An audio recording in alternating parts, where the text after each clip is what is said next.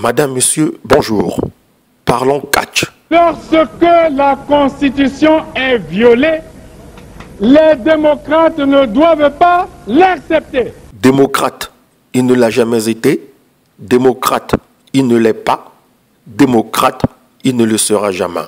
Je suis venu par les armes. Je ne quitterai le pouvoir que par les armes. Dixit un médiocre bien connu.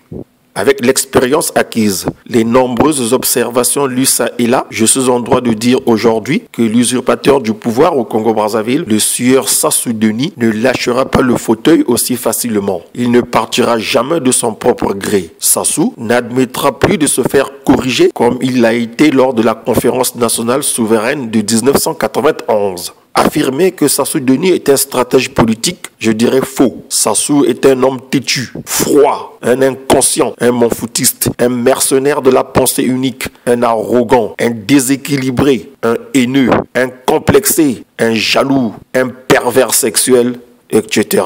Le pouvoir, il adore, mais il ne sait quoi en faire pour améliorer tant soit peu les conditions de vie de ses compatriotes. Il faut coûte que coûte le dégager celui-là si nous voulons sauver le peu du Congo qui reste. Le général Jean-Marie Michel Mokoko, accusé d'atteinte à la sûreté de l'État par ce même rigolo de Sassou Denis qui se croit tout permis. Et si l'opposition congolaise réelle s'organisait pour faire un coup d'État en bonne et due forme? Sassou l'a bien fait en 1997 pour revenir aux affaires, alors que nous étions en pleine phase démocratique. Pourquoi ne pas le faire pour stopper une tyrannie? Plus est, ce Sassou a bénéficié de l'assistance de la France par le truchement de son ami et complice Jacques Chirac. Cela est un secret de Polichinelle.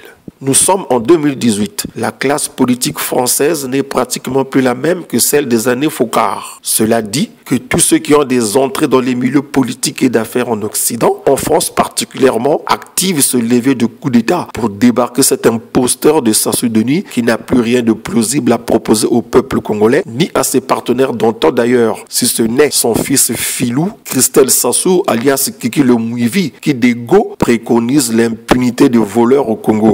Quelle malédiction! Au fait, dans cette armée congolaise truffée de généraux à plusieurs étoiles, de colonels, de ces officiers qui se vantent d'avoir fait l'école de guerre, d'autres qui disent être des commandos, des tireurs d'élite, etc.